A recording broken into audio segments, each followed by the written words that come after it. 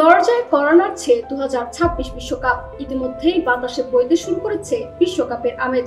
আগামী 11 জুন থেকে শুরু হতে চলেছে যুক্তরাষ্ট্র, মেক্সিকো ও কানাডায় ফুটবলের মহাযজ্ঞ। তবে এই মুহূর্তে ফুটবল প্রেমীদের মনে জেগেছে সেই পুরনো শঙ্কা, আমরা কি একই মঞ্চে শেষবারের মতো দেখতে যাচ্ছি লিওনেল মেসি আর ক্রিস্টিয়ানো রোনালদোকে?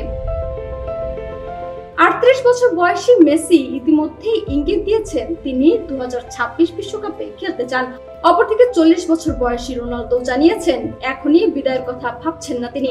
তবে এবারের বিশ্বকাপে এই দুই কিংবদন্তির মধ্যে চ্যাম্পিয়ন হওয়ার লড়াইয়ে কে বেশি সম্ভাবনাময়, এই প্রশ্নে মুখ খুলেছেন নেদারল্যান্ডসের সাবেক তারকা মিডফিল্ডার ওয়েসলি স্নেইডার। 2010 সালের বিশ্বকাপে ফাইনাল খেলা এই ডাচ তারকা মনে করেন রোনালদোর পর্তুগাল মেসির আর্জেন্টিনার চেয়ে এগিয়ে। স্নেইডার বলেন, এটা বলা খুবই কঠিন, তবে পর্তুগালের দলটা খুবই শক্তিশালী।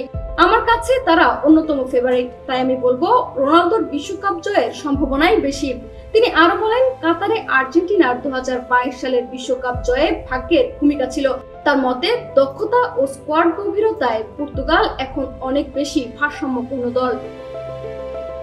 উল্লেখ্য, ফুটবল থেকে অবসর নেওয়ার পর স্নেইডার খেলেছেন কাতারে, আর তার ছেলে আছেন যুক্তরাষ্ট্রের লস অ্যাঞ্জেলেসে। তাই যদি মাঠে ফেরার সুযোগ থাকতো তবে কোন দলে খেলতেন, রোনালদোর মতো সৌদি লিগে নাকি মেসির মতো MLS এ? এমন প্রশ্নের উত্তরে তিনি বলেন, দুটোই পছন্দ করতাম, তবে যেহেতু আমার ছেলে লস অ্যাঞ্জেলেসে তাই MLS বেছে নিতাম। 2026 বিশ্বকাপ ঘিরে এখন চলছে জল্পনা কল্পনার মহড়া। ফুটবল দুনিয়া অপেক্ষায় কার হাতে উঠতে চলেছে বহুল প্রতীক্ষিত 2026 বিশ্বকাপ শিরোপা। সময় দেবে সেই উত্তর। লাবনী আক্তার, ডেস্ক রিপোর্ট, বিপ্লবী বার্তা।